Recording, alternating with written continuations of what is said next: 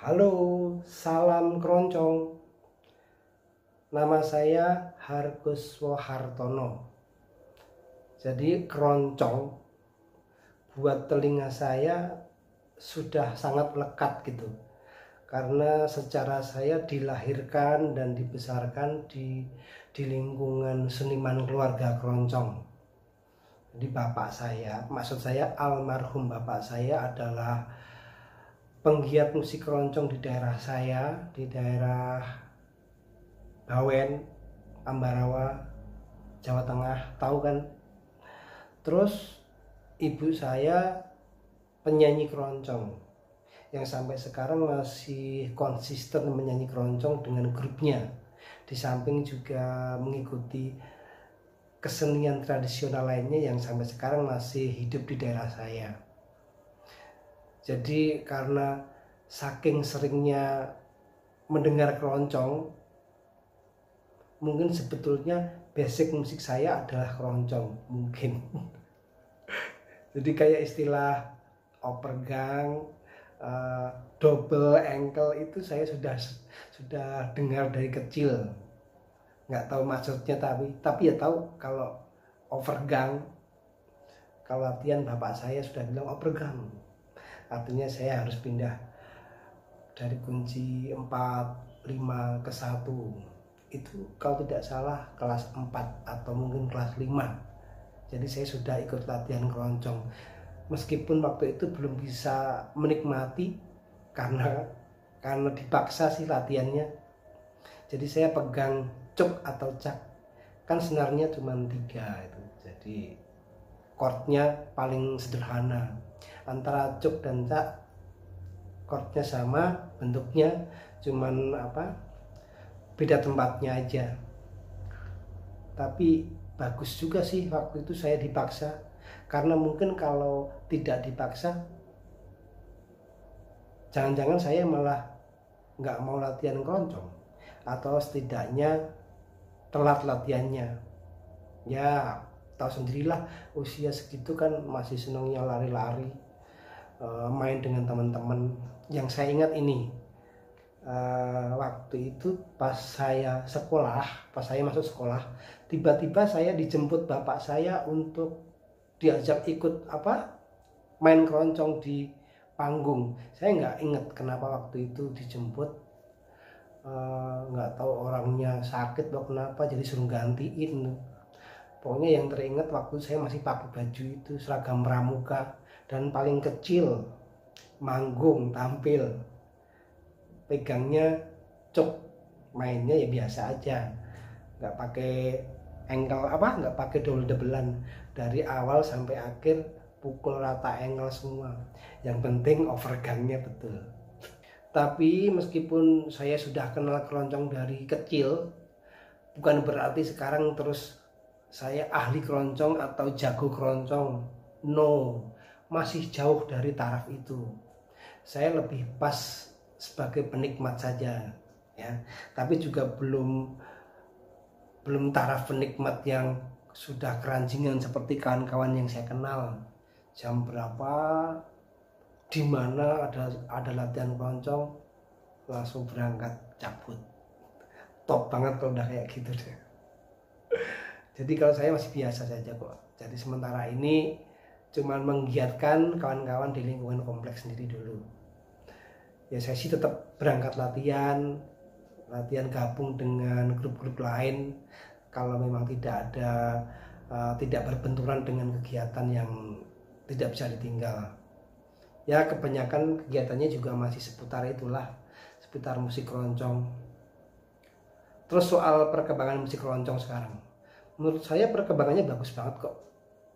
Kalau saya mengamati di sosmed, ya, terutama di YouTube, sekarang kayaknya lebih banyak orang-orang muda yang bermain keroncong, dan mainnya sangat kreatif. Dia mainnya bagus, banyak improvisasi sesuai dengan jiwanya. Ya meskipun jarang yang menyanyikan lagu keroncong asli, tapi setidaknya kan itu warna keroncongnya itu yang lebih penting. Warna keroncongnya kelihatan gitu. Jadi beda sekali kan antara musik pop biasa dengan keroncong. Mungkin ini tidak lepas dari pengaruh almarhum Didi Kempot yang seolah-olah telah membius anak-anak muda menjadi suka dengan musik campur sarinya. Kan musik campur sari masih saudara dekat dengan musik keroncong. Betul kan, kira-kira seperti itu. Dan saat ini saya juga sedang membina grup keroncong anak-anak muda. Bukan anak muda lagi, masih anak-anak malah. Dari usia kelas 2 SD sampai paling besar tuh kelas 1 SMP. Salut dengan mereka. Meskipun saya mengajarinya dari nol, dari belum bisa memainkan alat sama sekali, tapi mereka semua semangat. Ya tahu sendiri kan kalau latihan gitar, cello, kalau dari nol kan sakit tuh tangannya, lebam-lebam, bengkak, terus nanti lama-lama kapalan. Tapi mereka nggak ambil pusing itu, mereka tetap berjalan latihan, ya, tetap semangat. Padahal ini bagian yang saya takutin, takut mereka kapok, terus nggak mau lanjutin lagi karena sakit. Yang laki-laki, yang perempuan, pokoknya semua sampai sekarang masih giat berlatih, masih semangat. Cuman sayang, gara-gara COVID semua kegiatan jadi terhenti, disusul dengan PSBB, nggak bisa kemana-mana. Ya mau dibilang apa kalau memang harus seperti itu kan. Tapi saya juga ingat nih, supaya kerinduan saya pada musik keroncong tetap terobati walaupun situasinya sedang seperti ini, maka saya waktu itu bikin lagu keroncong yang temanya Corona. Saya buatnya dalam nada minor supaya kesan sedihnya dapat. Lagunya sebentar. Kau menjelma bagai maha bintang, seluruh dunia tak henti membincang. Seperti itu kira-kira. Ya bagus sih sambutannya dari kawan-kawan, karena walaupun lagunya temanya sedih, tetapi masih bisa bisa buat hiburan, terutama hiburan bagi para penikmat keroncong. Terus tidak berhenti di situ saja. Setelah lagu itu saya mikir, kenapa saya tidak mengajak kawan-kawan lain ya, ngajak teman-teman untuk nyanyi sama-sama, berkolaborasi. Toh musiknya bisa saya bikin, terus teknologinya juga memungkinkan untuk bernyanyi bersama online, bisa. Oke, jadi saya pilih lagu yang enak untuk dinyanyikan rame-rame. Lagu itu judulnya lagu Keroncong Kemayoran, tetapi musiknya, liriknya, bagian pantunnya saya saya modifikasi dengan tema PSBB, social distance. Pada kolaborasi yang pertama ini saya ngajak murid SD, terus ngajak kawan-kawan keroncong yang saya ingat, yang saya punya kontaknya. Terus saya juga mengajak Mbak Tuti Mariati, matur nuwun Mbak Tuti sudah bersedia berkolaborasi.